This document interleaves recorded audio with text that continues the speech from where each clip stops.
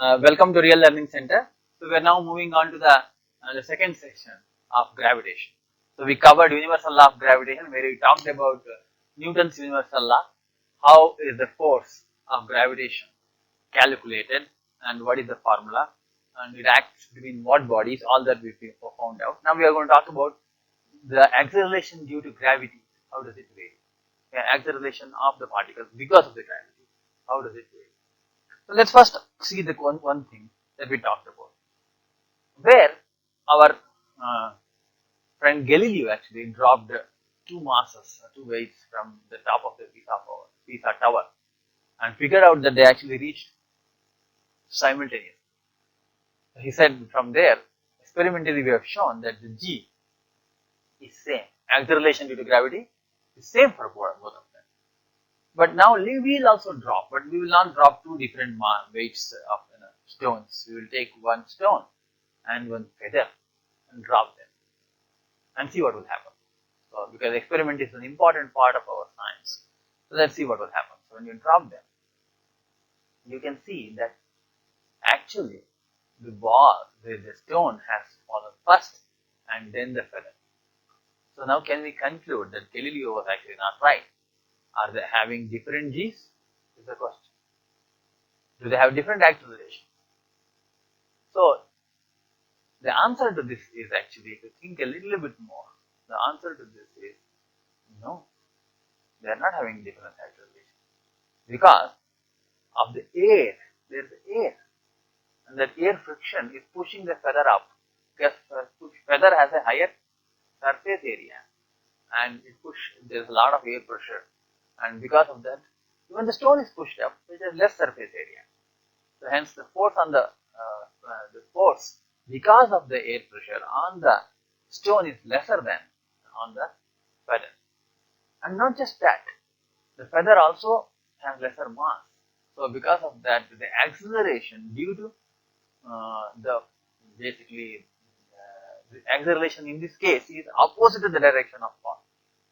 So it's called retardation. The retardation of the feather because of the air friction, let's say call it as AF, okay, the upward arrow, and the G is same, 9.8 downward arrow. So they actually act together like vectors, and the resultant acceleration towards falling acceleration is nothing but G minus AF. Okay, so that means actual G for both of these things are same, but there is another thing that is acting. That is acceleration because of the friction of the air. That is more for the feather and very less for the stone. Hence, feather goes slowly and stone goes faster. So now whenever I say is variations of G, I am not talking about this. Here there is no variation of G. Here there is a variation in the resultant acceleration, but the G is same. Let's look at the scenario of G on some other place. Like for example, what I am going to do is, I have a ball, and that ball last time I calculated by putting the ball on the table. If I take that ball and put it on the rooftop, so will the force be different and the acceleration due to gravity be different? Yes, slightly different. But if you keep taking, but still we call it 9.8 on the surface of the earth for a very quite bigger distance for our practical matters, we take it as 9.8. But let us go very far from the earth towards the moon, and on the moon we will calculate the gravitational force of the earth, not of the moon. So you can calculate the gravitational force of the moon, but I want to calculate the gravitational force of the earth on the moon, and then I want to calculate acceleration due to gravity on the moon. Acceleration due to gravity of earth on the moon, not of moon. Okay, so please remember this. So what I will do is, if you take this part, the part that without excluding the M2 is M1 is earth, M2 is moon. Okay, I will take only the first part, which is the M1. So then we call it as acceleration due to gravity. Acceleration due to gravity is calculated by G into mass of the earth divided by R square.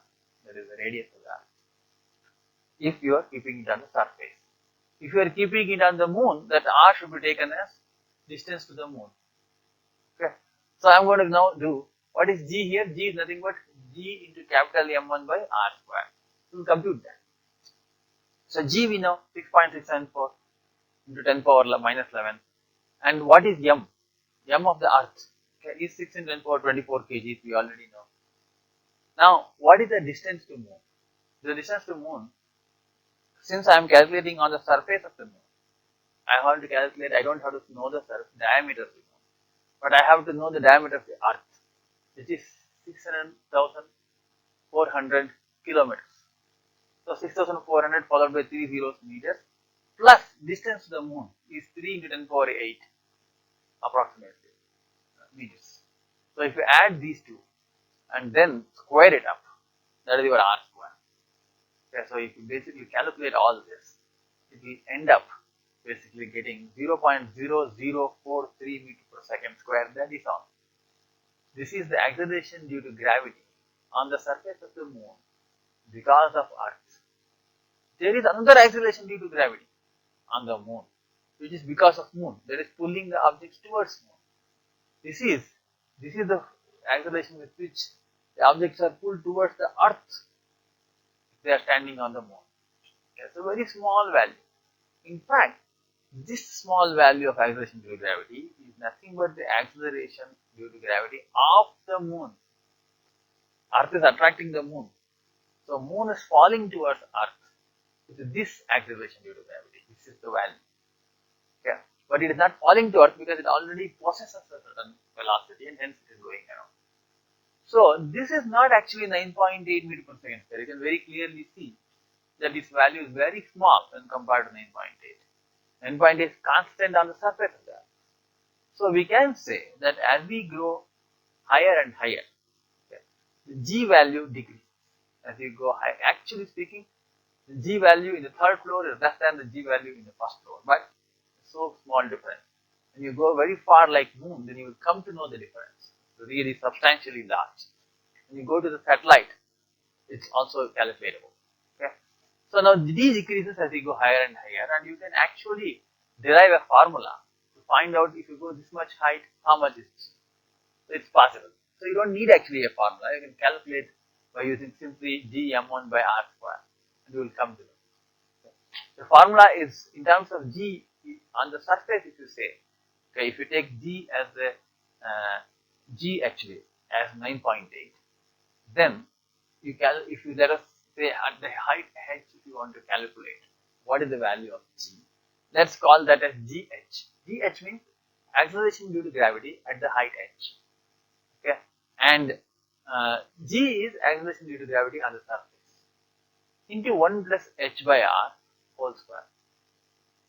So that means that if h is 0, okay, if height is 0 means it is on the top of the earth's surface, just surface, then capital R is very high. 1 plus 1 by very high number. This is a very small number. So it's almost denominator is 1. So you will get it as 2. Okay. So if you go to moon, you substitute that value here, you will get 0.043. So this formula you can calculate for any height. So it's a useful formula which you can use in various calculations, and if you can remember or you can derive. Okay. So now let's look at basically another important thing about gravitation. A very nice idea here. Okay. Value of acceleration due to gravity and also the gravitational force inside a hollow spherical spaceship. What will happen? So I am in a this is a hollow spherical spaceship somewhere in the space. Okay, hollow spherical spaceship. In the middle of it, if you stand there, will you be basically attracted towards any one side because of it? You have mass, spaceship has mass, so it has to attract because of Newton's law of universal law of gravitation. Will you be attracted? That is the question. Okay. To which we will answer like this. This whole of this mass, what we call the hollow ship, we will actually cut into small parts and call each one of them having a mass small m. Okay. Now, that small m and the man's mass is, let us say, m1 or something. So they are basically attractive. So man being pulled towards that mass and man being pulled towards this side mass also. Man is getting pulled from all directions. Okay.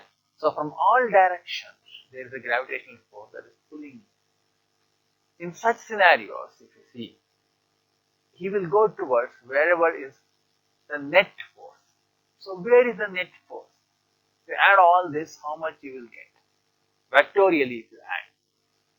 So you can actually show it and prove it that when you do that, its net force is actually 0. Surprisingly, even not only in the center, but wherever you go inside this spherical spaceship, the net force is 0. You can mathematically show that it is 0. That is another exercise that you may want to try it out. Using some common sense and some math, you can prove it that it is 0. And anywhere in this area, since net force is 0, acceleration due to gravity g inside this also is 0. So that is actually a very nice insight to use for our future calculations. So we're going to use this knowledge when you want to compute g inside the earth. So what we learned here, if you are in the middle of any kind of a sphere which is hollow, okay, you are not going to face any gravitational force because all the sides are pulled equally. Let us take the scenario of earth. And what I want to calculate here is the value of g at some depth below the earth's surface. I am going to drill basically a hole inside the earth's surface. Okay, and that's I was drilling this hole. And now the depth of this, let us say I will call it as d, small d, depth. Now if I go and stand inside that place, what would be the gravitation acceleration due to gravity? Will it be 9.8 or will it be different? That is the question. Okay. Now how do we compute this? So what we will do is that we actually draw a hollow sphere around the top of our head. A hollow sphere. The hollow sphere that we drew fully. Hollow sphere. Okay. Just above your head. The hollow sphere. And that hollow sphere, how much that contributes to the gravitational force on the person standing at that depth. We know that that is not going to contribute anything. Wherever you are there in that hollow area, okay, you will not be basically pushed or pulled by gravitational force. So the area does not, this whole sphere, external sphere, does not contribute at all. It's as good as not being there. So let's forget that. So let's look at the sphere that is inside. So that's called the inner sphere. From where you are standing. You are now standing on the surface of the inner sphere. Now, as far as you are concerned, the inner sphere is the earth, on the surface of which you are standing. And you want to calculate. Because the outer sphere is not contributing. Because anywhere inside that you will be 0 because of it. So the only inner sphere contributes. Because of that you will be pulled. How much is that? So how do we calculate? So we'll start with this. Volume of the inner sphere, inner earth. How much is that? 4 by 3 pi r cube. But here the r is r minus d. So if d is the depth, total is r. R minus d is its diameter, its radius. Okay. So r minus d whole cube. Now you want to calculate basically the mass of that. We don't want just the volume. So mass is equal to volume into density. Density is how much? Density is same as earth density. It's uniform density. Assume that. Okay. So that is basically total mass is m divided by total volume. That is the density everywhere. Total mass is capital M. Total volume is 4 by 3 pi r cube. So this is the density. Now you want to calculate the mass, means that is mass is nothing but volume into density. So that will turn out to be basically 4 by 3 pi and all will get cancelled. We have m into r minus d whole divided by r. That is the mass of the inner earth. So now I will calculate the acceleration due to gravity, which is nothing but small g at the depth d. That's why we write dt is gm1 by r square, where capital G is, we know, is our universal gravitational constant, and now m1 is the mass of the inner earth, which is capital M into r minus d whole cube divided by r cube. So r minus d whole cube divided by r cube. That r minus d whole square is the denominator r square that we have to write. R square is that distance from there to there. So from the center to that point is basically r minus d. So r minus d square. Now if we simplify this, we will actually get it as g into r minus d divided by r upon further simplification g into 1 minus d by r. Now you can very clearly see that here again the g is on the surface. If you want to calculate, d will be 0. No depth, you are not drilling. That time it is 0 by something 0, g into 1 very clearly g. So at a depth 0 it is surface level will be g. So any depth is basically less than, it gets lesser than 1. So we can very clearly say that g decreases as we go deeper. As we go deeper, g decreases. As we go higher, g decreases. Only on the surface of the surface of the earth, g is maximum, which is 9.8. Okay. So if we want to summarize this, g at a height h from the surface is g h is equal to g into 1 plus h by r whole square. Whereas g at a depth is on the earth's surface is g into 1 minus d by r. Okay, if we look at these two, you can actually plot a graph if you want to, okay, how it varies. I want to do is basically I want to draw x-axis, y-axis. In x-axis I will put the distance from the center of the earth. In y-axis value of g. Okay, g value in y-axis, distance from the center of the earth. Distance from the center of the earth, when you go from center to come out, to keep coming out from the center, it will keep increasing. Okay. And how does it increase? You see it, gd is equal to g into 1 minus d by r. That means g minus gd by r kind of thing. G into 1 minus d by r. This is actually some kind of a variation where it is looking like y is equal to mx plus, okay, which is a slope of basically g by r. Okay. And this is simply a line.